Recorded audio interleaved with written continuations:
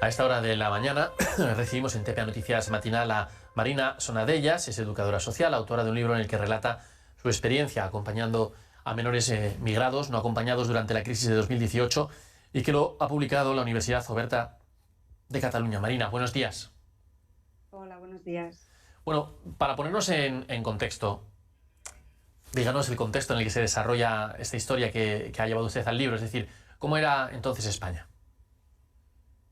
Bueno, el libro se desarrolla durante el periodo 2018-2020, que fue un periodo de muchas llegadas de menores y jóvenes a la península, y en un momento también en el que se estaba empezando a diseñar un modelo de acogida y que en cierta forma fue un momento de experimentación porque no había un sistema como tal creado, y al menos en la ciudad de Barcelona, que es donde está ubicada la historia, el contexto es un servicio de protección y emergencia, que era el primer lugar donde llegaban los menores y los jóvenes en ese momento. Bueno, pero cuéntenos, es decir, porque usted convivió con estos menores, ¿cómo era su situación, lo que demandaban, lo que querían y cuál fue la resolución final? Es decir, ¿cómo les fue? Uh-huh. La inmensa mayoría pues eran jóvenes menores y jóvenes extranjeros.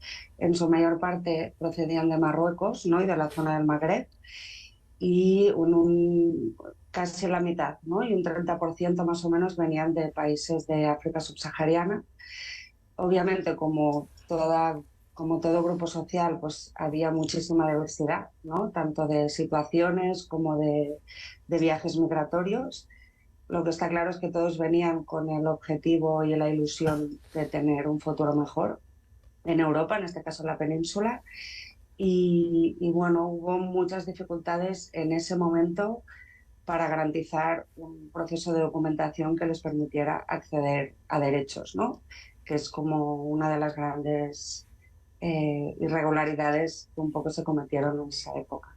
Es verdad que ahora, con la reforma del reglamento de extranjería, hay una ampliación de acceso a derechos, hay muchos jóvenes que han podido documentarse y tienen permiso de trabajo hoy en día, pero en esa época fue muy difícil y hubo muchos chicos que quedaron en situación de calle y sin documentación. Claro, esto es el fin al final, ¿no?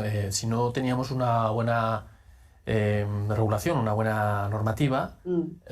el destino era, usted lo ha dicho, ¿no? La calle. Uh-huh. Sí, y yo creo que eso fue uno de los temas que al menos los equipos educativos y sociales que estábamos acompañando a estos jóvenes, era la situación más difícil a la que nos enfrentábamos, ¿no? Porque invertíamos una serie de tiempo, de energía y de recursos para intentar que estuvieran lo mejor acogidos posible, y luego había un marco legal o unas irregularidades, ¿no? Que se cometieron también desde la administración, que no permitieron que estos chicos pudieran integrarse, ¿no? En igualdad de condiciones, digamos. Y ese fue un drama, en verdad, en los equipos, porque, pues bueno, en muchos casos tuvimos directamente que desinternar a chicos sabiendo que se quedaban en situación de calle y sin posibilidad de poder tener recursos económicos ni una vivienda accesible, ¿no? Claro, una vez que estos chicos, como dice usted, desinternar, quedan en la calle, ya no tienen ningún tipo de amparo. No, o sea, en ese momento no. Es verdad que estaba el programa de apoyo a jóvenes, ¿no? De la Dirección General de Atención a la Infancia, pero que para acceder a las prestaciones, tanto económicas como de vivienda, que en ese momento y que actualmente pues tienen acceso, necesitaban un permiso de residencia para poder acceder. Y lo que ocurría es que muchos chicos salían sin ese permiso de residencia activado. Y en el caso concretamente de jóvenes de origen subsahariano, que ese es un problema en el que nos estamos encontrando actualmente con los chicos que vienen de Gambia, por ejemplo, es que no se les reconocía su pasaporte como válido.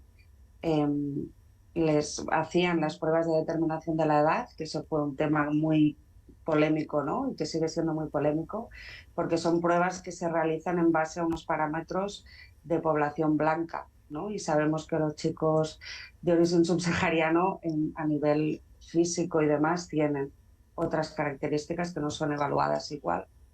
Entonces primaba lo que decía Fiscalía sobre su edad, que podían ser considerados mayores de edad cuando en verdad eran chicos, eran menores. Entonces, en ese sentido sí hubo mucha controversia de cómo se estaban aplicando esas pruebas. Mire, Marina, a ver si usted me lo puede aclarar. Es decir, un menor no acompañado que llega a España de forma irregular, ¿qué necesita, qué documentación necesita para regularizar su situación? O sea, un menor como tal, menor de edad, el Estado, digamos, está obligado Sí. como menor a documentarlo, ¿no? Entonces, lo que necesita, en primer lugar, es un pasaporte y en el caso de que este pasaporte no lo haya perdido o no lo haya traído o lo que sea, pues hay que activar a través del consulado pues la expedición de ese pasaporte y antiguamente se hacía también a través de una cédula de inscripción, que ese es un proceso un poco más complejo y digamos que el Estado como tal tiene que esperar a que ese pasaporte esté en regla para poder eh, iniciar el trámite de residencia. Es una obligación, ¿no? Como menor que llega al territorio. Mire, usted que ha tratado con ellos, ¿no? Tengo aquí una cifra. En 2018 llegaron por vía marítima más de 7.000 menores no acompañados a España. Yo le quería preguntar, usted que ha estado con ellos, claro, estamos hablando de menores, de niños y niñas, ¿están también asustados? Sí, por supuesto.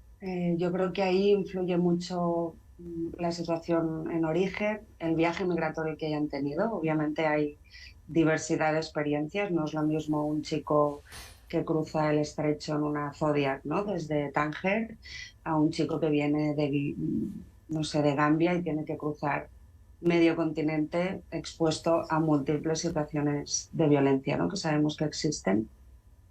Entonces yo creo que por encima hay mucha ilusión, mucha fuerza. O sea, al final la capacidad resiliente que tiene la mayoría de ellos es enorme y creo que ahí como sociedad debemos reconocer eso y no olvidar la edad que tienen, ¿no? Porque muchas veces les pedimos cosas que no les pediríamos a un chico de 16, 17 años de aquí. Y el miedo y el estar asustado también forma parte de esa experiencia, por supuesto. Al final están llegando a un territorio que no conocen, del que no hablan la lengua, ¿no? O sea, la barrera idiomática es un tema pues muy complejo y que hacen muchísimos esfuerzos por intentar aprender. Y luego pues sabemos también que hay prácticas y hay sectores de la sociedad donde hay un racismo que se ha institucionalizado mucho y que especialmente en este colectivo ha sido muy castigador, ¿no? Todos conocemos todas las campañas mediáticas y las intervenciones políticas que ha habido frente a este colectivo. Uh-huh. ¿Qué le diría usted a esos políticos que señalan con el dedo, que señalan con el dedo y que utilizan el término MENA con carácter despectivo? Claro, sí, sí, MENA es un término que se ha usado bueno, para criminalizarles, ¿no? Sobre todo, pues bueno, yo les diría que como sociedad tenemos la obligación y la responsabilidad de acogerles y de que tengan un trato igual de digno que tenemos con los jóvenes de aquí y que son un potencial muy grande. O sea, hay de todo. Obviamente ahora no voy tampoco a romantizar, ¿no? al colectivo, pero en general pues son personas que han hecho un gran esfuerzo por llegar aquí, que tienen muchísimas ganas de trabajar, de estudiar y que pueden aportar muchísimo a la sociedad. Y después hay un tema yo creo que de derechos, de reconocimiento de derechos, especialmente en el caso de los menores, ¿no? Tiene que primar los derechos de la infancia por encima del derecho de extranjería. Dejar de mirarles como personas migrantes, sino como niños y como jóvenes. Yo creo que ese cambio de paradigma es importante y es el que pedimos, ¿no? También muchos sectores de la sociedad civil. Yo diría que es una cuestión de humanidad, ¿verdad? Totalmente. Eh, Totalmente. No debería de haber ninguna distinción, ¿no? En función del origen, en este caso. claro. Mire, decía usted, en 2018 se empezaba a diseñar el modelo de acogida. Ya ha culminado, entiendo, este modelo. ¿Echa usted en falta algo en ese modelo? Bueno, ha habido mucho debate y mucha reflexión alrededor de de qué tan positivo es que haya habido un sistema paralelo, ¿no?, de acogida. O sea, al menos en Cataluña hay un sistema de acogida para menores y jóvenes que están en situaciones complejas, más allá de que sean extranjeros o no. Y en esa época mm, lo que ocurrió es que se creó un sistema paralelo y de alguna medida segregador también, ¿no? Porque teníamos los centros de acogida para los chicos de aquí, por decirlo de alguna manera, y se crearon una serie de equipamientos para acogerles específicamente a ellos. Incluso sabemos de experiencias de centros que se centraron en acoger concretamente a chicos subsaharianos, por ejemplo, y centros que se centraron en jóvenes de origen magrebí. Yo creo que algo que sí ha habido una mejora es en dejar de crear esos macrocentros, ¿no? Que de hecho es en el libro la experiencia es de un macrocentro, es decir, era un servicio residencial de 60 plazas. Realmente es muy difícil poder atender bien teniendo a tantos jóvenes en un mismo espacio. Entonces, cambiar un poco el modelo a los pisos, que es un poco, yo creo, la política que se está intentando hacer ahora, me parece que es muy positivo, ¿no? Como más reducidos sean los servicios, mejor atendidos van a estar. ¿Y cómo de importante es la solidaridad entre territorios? Porque lo estoy viendo ahora, ¿no? Con la llegada, este aluvión de llegadas ahora a España y se está repartiendo por comunidades. Entiendo que la solidaridad es importante y el discurso solidario tiene que primar por encima de otros. Bueno, esto ya es mi opinión. Sí, sí, no, por supuesto, claro. Al final los chicos llegan y se mueven en función de los recursos, ¿no? Ellos saben muy bien que, por ejemplo, en Cataluña, el País Vasco, Barcelona, Bilbao, Madrid son los lugares donde también hay más recursos y se invierte más. Y es donde tienen ellos seguramente mayores oportunidades, ¿no? Aunque también hay saturación de recursos. Al menos en Barcelona sí pasa un poco eso.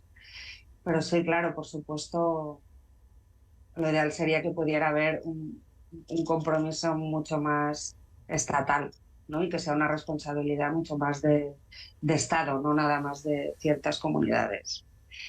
Y de la misma forma también ocurre con las organizaciones civiles y las redes de acogida informal que existen, que es algo que creo que no se visibiliza lo suficiente o no se reconoce lo suficiente, pero hay muchísimas asociaciones, grupos de acogida que están acompañando a estos jóvenes, ¿no? En momentos tan complejos como el que tuvimos en el 2018. Pues Marina Sodanellas, educadora social, autora de este libro sobre la experiencia de menores no acompañados durante la crisis de 2018. Le agradezco mucho su punto de vista y enhorabuena por este libro. Muchas gracias. Buenos días.